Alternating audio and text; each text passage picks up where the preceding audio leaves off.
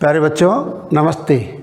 बालिका उच्च माध्यमिक आदर्श विद्या मंदिर आदर्श नगर मालपुरा की ऑनलाइन क्लासेज में मैं आपका हार्दिक अभिनंदन करता हूं। अपन पिछले वीडियो में प्रश्नावली 1.2 का प्रश्न नंबर 2 कर चुके थे। आज अपन प्रश्नावली 1.2 का प्रश्न नंबर 3 करने वाले हैं। प्रश्न नंबर 3 है, दिखाइए कि संख्या रेखा पर कर्ण 5 को किस प्रकार निरूपित किया जा सकता है। तो इसके लिए अपने पास कई सारी विधियां हैं। मुख्यतः 2 विधियों का अपन उपयोग करते हैं। कर्ण 5 को निरूपित करने से पहले अपन 5 की स्थिति देखेंगे। तो चूँकि 5 बराबर होता है 2 का होल वर्ग प्लस 1 का होल वर्ग, तो अपन लिख सकते हैं 5 बराबर वर्ग 2। वर्ग 2 का अर्थ हुआ 2 गुणा 2, 2 गुणा 2 प्लस 1 गुणा 1, तो 2 दूनी 4 प्लस 1 बराबर हो गया अपना 5। तो इस प्रकार अपन इस स्थिति को देखते हैं। तो इस विधि का उपयोग करने के लिए अपने को संख्या रेखा का उपयोग करना है। तो संख्या रेखा के लिए अपने को स्केल की आवश्यकता होती है, तो अपन बना भी सकते हैं। इस प्रकार अपन एक संख्या रेखा बनाएंगे जिसके दोनों ओर अपन तीर के निशान लगा सकते हैं। कहीं भी अपन शून्य अंकित करेंगे, शून्य से इधर बाईं ओर ऋणात्मक संख्या आती है, समान दूरी पर इन अंकों को अपन लिखते रहेंगे। दाईं ओर इधर 1 2 3, इसको अपन आगे भी अपन ने ये जो क्रियाविधि की थी इसका उपयोग यह है कि अपन 2 तक का निरूपण पहले करेंगे। तो अपन इसके लिए अपन क्या करेंगे, 0 के आगे 1 और 2 यानी 2 पर अपन कोई नाम अंकित करेंगे जिसे अपन बिंदु दे सकते हैं A, जिसको अपन दे सकते हैं बिंदु A। बिंदु पर पैमाने की सहायता से A भी अपन लंब खींचेंगे। बिंदु यानी बिंदु A पर जो क्या होगा, संख्या रेखा के अंक 2 पर एक लंब खींचेंगे पैमाने की सहायता से।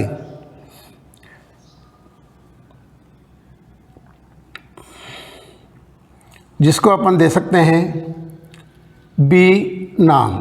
तो ये लंब हो गया कि संख्या रेखा पर अपन ने अंक 2 पर A से एक AB लंब खींच दिया। इसके बाद अपन क्या करेंगे, ये इसकी नाप अपन ले सकते हैं 1 सेंटीमीटर। कितने ले सकते हैं, लेना एक ही है, क्योंकि अपनी क्रिया पद्धति थी 2 का वर्ग प्लस 1 का वर्ग, तो 2 या 2 आ गया और ये जो बच रहा है 1 सेंटीमीटर, तो 1 सेंटीमीटर अपने को लेना है और उसका नाम अंकित करना है B। अब क्या करेंगे, B को, या ये 0 है तो इसका उपयोग अपन OB कर मान सकते हैं, तो इसको इससे मिलाएंगे। अब क्या करना है, प्रकार में पेंसिल लगानी है, प्रकार की नोक को बिंदु O पर रखना है। कुछ समय के लिए इसको अपन O मान सकते हैं, जबकि अपनी ये संख्या रेखा के लिए बिंदु O जो है वो 0 है।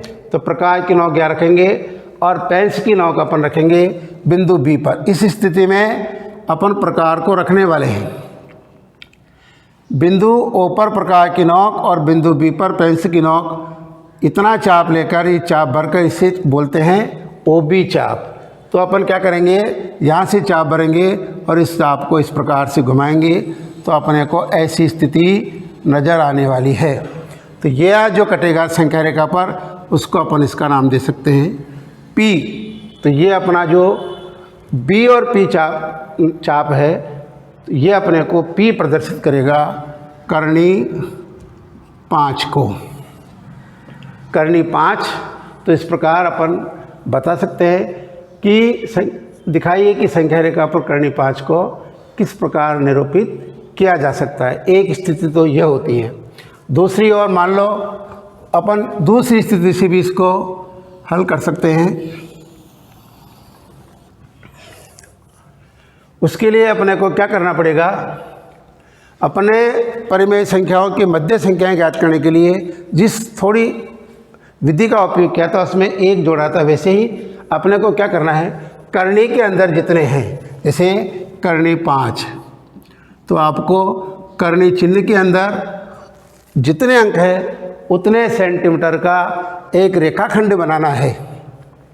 तो आप क्या करेंगे, अपन पैमाना लेंगे, उस पैमाने को रखेंगे। थोड़ी बहुत स्थिति बता देता हूँ मैं। अपना ये पैमाना होता है, यहाँ पर एक लाइन रहती है, यहाँ शून्य रहता है, कई पैमाना में यहाँ। तो अपने को जब 1 सेंटीमीटर 5 सेंटीमीटर नापना हो तो यहाँ से नहीं नापना है। जैसे मान लो 2 सेंटीमीटर बनाया तो यहाँ 2 आ गया, तो 1 से नहीं नापते, कहाँ से नापते हैं, यहाँ से। तो ये पैमाने की स्थिति है। तो अपन क्या करेंगे, पैमाने की सहायता से 5 सेंटीमीटर का रेखाखंड बनाने के लिए पैमाना रखेंगे, और जहाँ पैमाने में बिंदु शून्य है वहाँ पर अपन उस बिंदु को ए देंगे, और इधर जहाँ 5 आया वहाँ पर अपन इसका नाम देंगे बी। तो इन दोनों को अपन पैमाने की सहायता से इस प्रकार मिला देंगे। तो ये अपना बन गया ए बी 5 सेंटीमीटर का रेखाखंड। क्यों किया, ध्यान रखना इस बात का, कर्णी चिन्ह के अंदर जितनी संख्या है उतना अपने को रेखाखंड, उतनी नाप का अपने को रेखाखंड बनाना है। तो ये 5 सेंटीमीटर का रेखाखंड हो गया। अब क्या करेंगे, जब ये बन जाता है इसके बाद आगे, इसके आगे 1 सेंटीमीटर पैमाने से और नापेंगे। तो माना कि आपका यहाँ 1 सेंटीमीटर आया, इसको भी फिर पैमाने की सहायता से मिलाएंगे और इस बिंदु का नाम आप देंगे सी। तो ए बी आपका 5 सेंटीमीटर हो गया और बी सी आपका 1 सेंटीमीटर हो गया। अपने को कर्णी 5 को निरूपित करना है, इसलिए अपन क्या करेंगे, प्रकार लेंगे, प्रकार में पेंसिल लगाएंगे। एक बात का विशेष ध्यान रखा जाता है कि प्रकार में पेंसिल लगाते समय प्रकार और पेंसिल की नोक समान होनी चाहिए। जैसे मान लो आपका ये प्रकार है, तो इधर ये प्रकार की नोक और ये पेंसिल है आपकी, मान लो। तो कई बार क्या होता है, पेंसिल तो अपने को जब अर्धक करते हैं या समद्विभाजन करते हैं तो उस स्थिति में सही अर्धक नहीं आता है, न समद्विभाजक आता है। इसलिए अपने को क्या करना है, यहाँ से प्रकार और पेंसिल की नोक को बिल्कुल इक्वल करना है, बराबर। तो अपन कॉपी पर या किसी कठोर चीज़ पर अपन रख करके पता लगा सकते हैं कि भाई दोनों की जो नोक है वो समान है। अब इसके बाद क्या करेंगे, प्रकार की नोक को बिंदु ए पर रखेंगे। जब अपने को किसी रेखाखंड का अर्धक करना होता है तो उसका अंतिम बिंदु यानी ए और सी का अपने को अर्धक करना है, इसलिए बिंदु ए पर प्रकार की नोक रखेंगे। और इस स्थिति में जैसे अपना प्रकार की नोक ये है और पेंसिल, तो आपको पेंसिल वाले सिरे को आधे से ज़्यादा तक खोलना है, इससे अपना अर्धक या समद्विभाजन सही आता है। तो अपने को आधे से अधिक चाप, तो क्या करेंगे, प्रकार की नोक को बिंदु ए पर रखते हुए आधे से अधिक त्रिज्या लेकर, चाप लेकर ऊपर इस प्रकार अपन घुमाएंगे तो एक चाप नजर आएगा। उसी प्रकार की नोक को बिंदु उसी बिंदु ए पर या यही ए पर रख करके एक बार इसको नीचे से भी घुमाएंगे तो इस प्रकार की स्थिति बनती है। प्रकार की स्थिति मेरे अंगूठे जैसे यहाँ रखी मैंने प्रकार की नोक, ऊपर पेंसिल घुमाया और नीचे भी घुमाएंगे उल्टा, तो इस प्रकार से बनेगा। यही काम आपको बिंदु सी से करना है। तो ये पहले वाले चाप को इस प्रकार से ये काट सकता है। जहाँ ये चाप करते हैं पैमाने की सहायता से अपन उसको मिला सकते हैं। डैथे से मिला सकते हो, सीधा ही मिला सकते हो। तो ये अपने को जो मिला ए बी ए सी रेखाखंड का, जहाँ पर समद्विभाजन हुआ उसे अपन इसको ओ नाम दे सकते हैं। ए और सी का जहाँ अपने को समद्विभाजन मिला उसको नाम अपन ने दे दिया। अब क्या करना है, जहाँ अपना बिंदु O आया वहाँ प्रकार को कम ज़्यादा कर सकते हो। बिंदु O पर प्रकार की नोक रखते हुए अपने को एक अर्धवृत्त बनाना है। ये अपना अर्धवृत्त बन गया। कैसे बनाएंगे? प्रकार की नोक को यहाँ रखेंगे और इस प्रकार से अर्धवृत्त अपन ने बना लिया। अब अपने को क्या करना है? बिंदु B जो यह है, बिंदु B से ऊपर की ओर इसको पैमाने की सहायता से यहाँ तक अपन बढ़ा देंगे। वहाँ तक बढ़ाएंगे जहाँ तक ये अर्धवृत्त को काट रहा है। बिंदु B से ऊपर बढ़ाएंगे और वहाँ जहाँ ये अर्धवृत्त को काटता है उसको आप बिंदु D नाम दे सकते हैं। इसको अपन क्या नाम दे सकते हैं? D। तो बिंदु जो D आया उसको अपन इससे ये डैश डैश से मिला सकते हैं। तो इस प्रकार भी अपन, और ये जो BD आएगा वो आपका करनी 5 होगा। इसको अपन गणितीय परिकल्पना के आधार पर, गणितीय गणना के आधार पर भी बता सकते हैं। तो इसके लिए अपने को क्या करना पड़ेगा? अपन ने जो काम किया उसको गणित की भाषा में लिखना। जैसे AO बराबर होगा OC, क्योंकि A और C का अर्धक हो गया O, यानी AO बराबर OC। तो अपन क्या लिख सकते हैं? AO बराबर OC बराबर, और ये भी इसके समान है। तो ये क्या हो गई? अर्धवृत्त की त्रिज्या, अर्धवृत्त की त्रिज्या हो गई। अपने क्या लगता है अपने को कि AO बराबर है OC के और OC बराबर है OD के। तो AO बराबर OC बराबर OD। अपन ने ये AO जो है ये सारे AO बराबर OC बराबर OD बराबर आधा किसके हुआ? AC। तो 1/2 AC। अपन इसके लिए ये भी समझ सकते हैं कि AC जो है वो क्या है? AC का मान है, ये AC है। तो इसमें पहले अपन ने AB बनाया था, तो AB प्लस BC मिलकर के AC बनता है। अपने को इसका मान ज्ञात करना है, तो इसलिए अपना ध्यान यहाँ केंद्रित रहना चाहिए। ये पाइथागोरस प्रमेय के आधार पर समकोण त्रिभुज नजर आ रहा है, और कौन सा है वो? OBD। इसलिए अपने को इसमें से OD लेना है। तो OD बराबर हो जाएगा अपना, OD बराबर 1/2 AC, क्योंकि AO कहो, OC कहो या OD कहो, तो OD का मान है 1/2 बराबर AC। तो 1/2 AC का मान अपना कितना आ गया?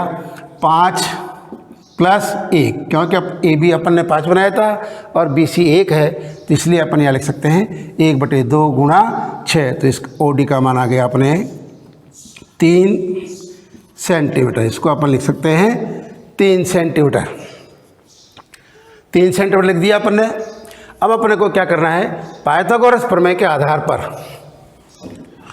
पाइथागोरस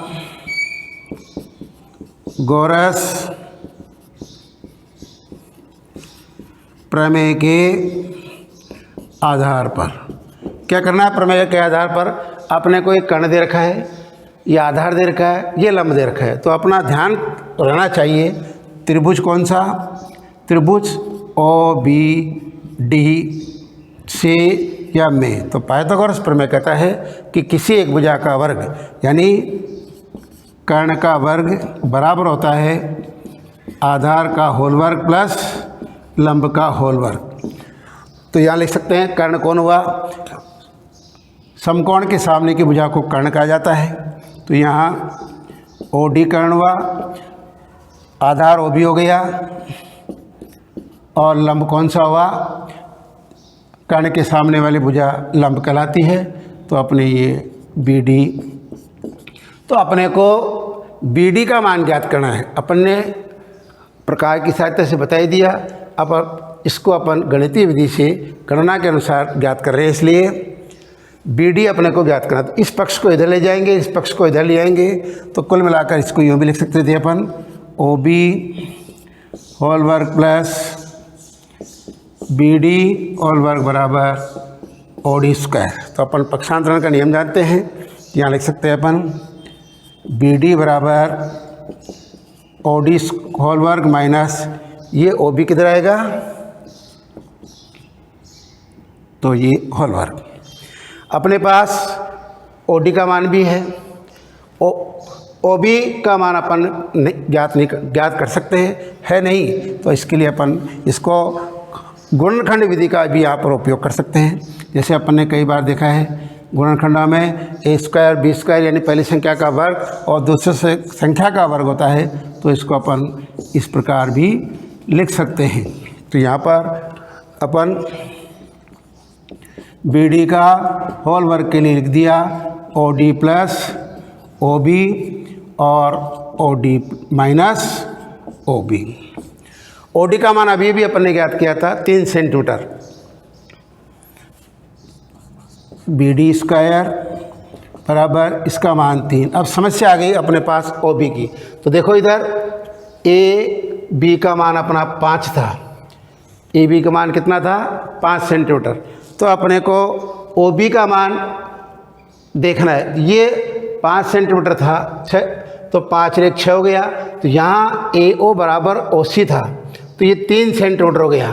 कितना हो गया, तो इसमें से अपन ने ये 1 सेंटीमीटर घटा दिया, तो 5 में से 1 सेंटीमीटर घटाया तो कितना आया 3 में से 1 सेंटीमीटर गया तो 3 माइनस 1, तो अपना आ गया 2 सेंटीमीटर। यानी ये भी 3 है और ये भी 3 है और सी का मान भी 3 है। तो जब अपन ने ये 1 सेंटीमीटर यहाँ से कम कर दिया तो कितना रह गया 2 सेंटीमीटर। तो अपन यहाँ लिख सकते हैं ओ बी का मान ओ बी बराबर 2 सेंटीमीटर। एक बार और क्रिया देख लो, ए ओ बराबर है ओ सी, तो ये भी 3 हुआ, ये भी 3 हुआ। जब ओ सी का मान 3 है और अपन बता सकते हैं कि बी सी अपन ने 1 सेंटीमीटर आगे बढ़ाया था, तो ये अपने आप ही कितने सेंटीमीटर गया 2 सेंटीमीटर। तो यहाँ हो गया 2 और इधर लिख देंगे अपन 3 माइनस 1।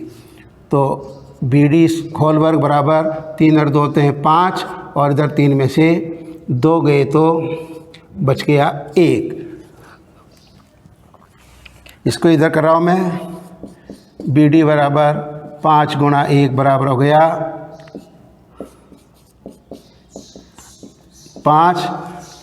बी डी का होल वर्ग है तो अपन करनी यानी 5 का होल वर्ग करेंगे अंडर रूट करेंगे, करनी लगाएंगे तो आ जाएगा अपना बी डी का मान अंडर रूट 5, यानी बी डी बराबर आ गया 5। तो अपन ने गणितीय विधि से भी हल करके समझा दिया कि संख्या रेखा पर करनी 5 को किस प्रकार निरूपित किया जा सकता है। धन्यवाद।